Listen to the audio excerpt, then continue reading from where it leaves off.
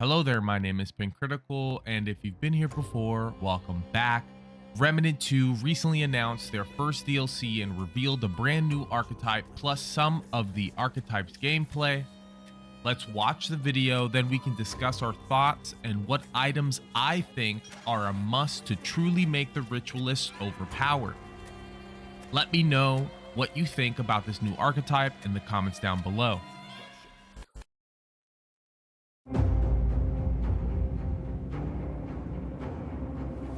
In Remnant 2 Awakened King, the Ritualist leverages status effects to punish their foes.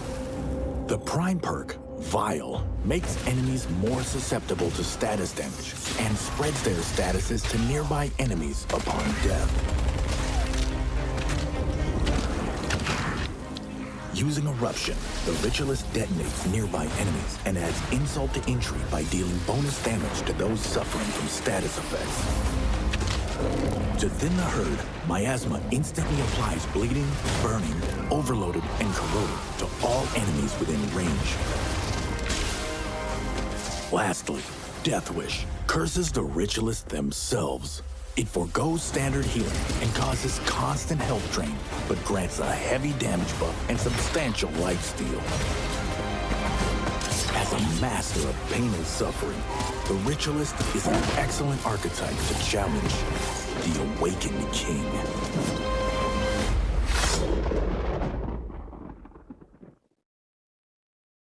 Now let's talk about this new archetype and what items you might want to consider for your Ritualist builds. Now, I'm also going to tell you what to do and where to get these items. So first item on the list has to be the Energized Net Coil as one of the amulets. I also want to mention Chains of Amplification because they're both good options, but mainly Energized Net Coil increases status effect damage by 25%. Applying a damaging status effect creates a 5-meter explosion for 20% of the status effect's full damage. Now, if you combine that with the Prime perk Vile that the Ritualist has, it applies Infected, which now they take 15% more status effect damage. That's going to be a deadly combo with the effect creates a 5-meter explosion for 20% of the status effect's full damage. That's just going to do so much damage. All right, and what you're going to want to do to get this amulet is make sure you have Labyrinth unlocked in the campaign, because you cannot get Labyrinth in Adventure. You can only get it in story mode.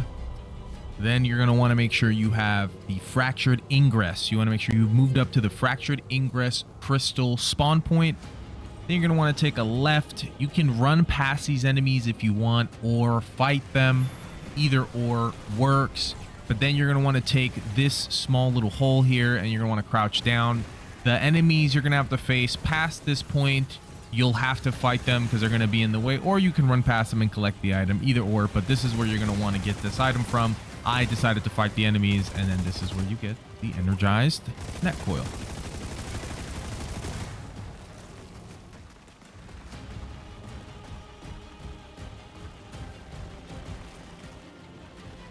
Now, the other item on the list has to be the Stormbringer. This is a newer item. It's a mutator. You're definitely going to want it in your build. Increases the status effect damage applied by melee attacks by 25%. But we're not really looking at that. We're looking at the level 10 perk, that just means like once you max out the mutator, this is what you get. Charged melee attacks lower enemies' resistance to all status damage by 10%, lasts 10 seconds. Which is insane. You're applying pretty much another status effects, which makes them more vulnerable to status effect. And in order to get this mutator, you're going to want to go to any map and you're going to farm aberrations.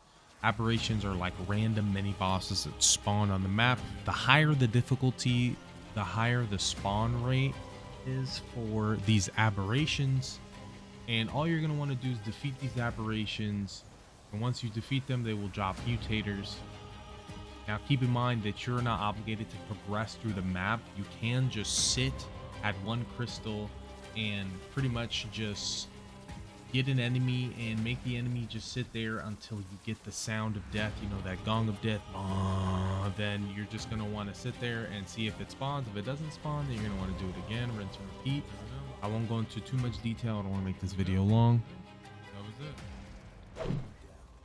Then, last but not least, this item is probably got to be one of the most important items, and I will be making a video on strategies on how to get this ring. It's super easy, and the only way you can get this ring is by defeating a Yaisha world boss on hardcore mode on any difficulty. You can buy it from Reggie once you defeat that world boss, and it could be the Great Bull or the Ravager, either one. Both of those enemies count as world boss in Yaisha. It's got to be the Ahane ring. This ring is absolutely insane. Deal 5% additional damage for each status effect the target is suffering from. I actually have another status effect video where I use this ring. If you guys want to watch the video, it's going to be in the description down below. Now, those 3 items I think are going to be absolutely crucial for any status effect damage build. I hope you guys enjoyed this video. Thank you guys for watching. Make sure you tune in to the channel. I will be making more Remnant 2 content, especially with this new DLC dropping. Thank you guys for watching.